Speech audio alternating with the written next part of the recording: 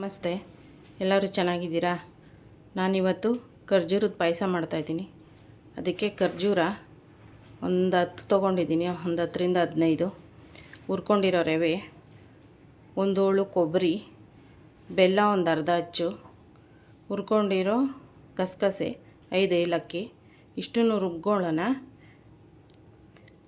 ಇಲ್ಲಿ ನೀರು ಕಾಯಕ್ಕಿಟ್ಟಿದ್ದೀನಿ, ಬೆಲ್ಲ ಹಾಕೋಣ. ಇದಕ್ಕೆ ನೀರು ಕಾದಿದೆ, ಇವಾಗ ಬೆಲ್ಲ ಹಾಕೋಣ.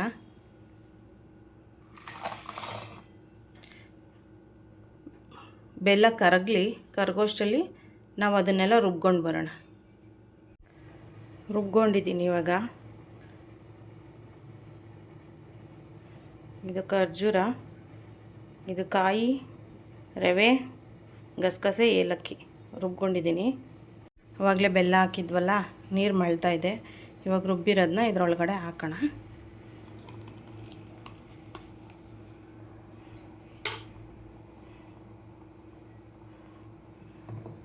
ಕಾಯಿ, ಗಸಗಸೆ ಎಲ್ಲ ಹಾಕೋಣ. ಹಾಕಿದ್ದೀವಿ. ಒಂದು ಸತಿ ಟ್ರೈ ಮಾಡಿ ನೋಡಿ, ಸೂಪರಾಗಿರುತ್ತೆ, ತುಂಬ ಟೇಸ್ಟಿಯಾಗಿರುತ್ತೆ.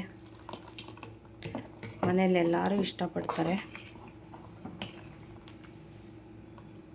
ಜಾಸ್ತಿ ಮಳ್ಳಿಸ್ಬೇಡಿ ಇದನ್ನು, ಒಂದು 5 ನಿಮಿಷ ಅಷ್ಟೇ ಸಾಕು.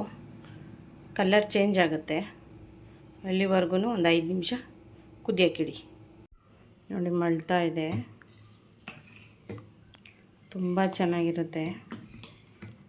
ಮನೇಲಿ ಮಾಡ್ಕೊತೀನಿ. ತುಂಬ ರುಚಿಕರವಾದ, ಆರೋಗ್ಯಕರವಾದ ಪಾಯಸ. ಮನೇಲಿ ಮಾಡ್ಕೊಂಡು ಟ್ರೈ ಮಾಡಿಬಿಟ್ಟು ಕಮೆಂಟ್ ಮಾಡಿ ಹೇಗಿತ್ತು ಅಂತ. ಟೇಸ್ಟ್ ಸೂಪರಾಗಿರುತ್ತೆ. ಈ ಪಾಯಸ ಮಾರ್ಕೆಟ್ ರಾಘವೇಂದ್ರ ಹೋಟೆಲ್ ಫೇಮಸ್. ಈ ಪಾಯಸ ಅಲ್ಲಿ